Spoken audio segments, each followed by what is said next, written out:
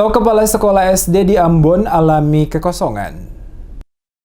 Kepala Badan Kepegawaian Daerah Kota Ambon Beni Selano mengatakan, saat ini terjadi kekurangan jabatan kepala sekolah untuk tingkat SD yang nantinya disiapkan untuk menggantikan sejumlah kepala sekolah yang akan memasuki masa pensiun dalam waktu dekat ini. Hal tersebut disampaikannya saat diwawancarai setelah selesai mengikuti rapat dengan Komisi 2 DPRD Kota Ambon di Gedung Rakyat DPRD Kota Ambon, Rabu 24 Februari. Kepada tim DMS Media Group, Selano menjelaskan saat ini stok kepala sekolah SD di Kota Ambon untuk menggantikan kepala sekolah yang akan memasuki masa pensiun di tahun ini mengalami kekosongan. Dijelaskannya, seluruh calon kepala sekolah yang dulunya mengikuti seleksi untuk menjadi kepala sekolah yang lulus seleksi, kini semuanya telah terisi dan menjadi kepala sekolah. Oleh karena itu, untuk memenuhi atau mengisi jabatan kepala sekolah yang baru, harus dilakukan seleksi kembali. Selano mengatakan, BKD Kota Ambon akan melakukan seleksi dengan mengikuti segala prosedur dan syarat-syarat, di antaranya golongan, disiplin dalam menjalankan tugas sebagai guru, serta memiliki jabatan fungsional guru dan kecakapan loyalitas serta tanggung jawab, dan hal itu adalah beberapa syarat yang menjadi standar dalam pelaksanaan seleksi nantinya.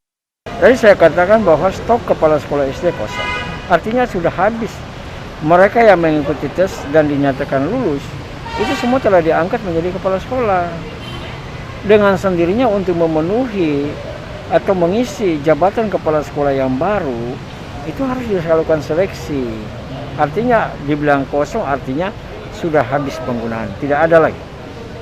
Tidak ada orang-orang yang sudah lulus tes lalu nganggur, semua sudah diangkat sebagai kepala sekolah.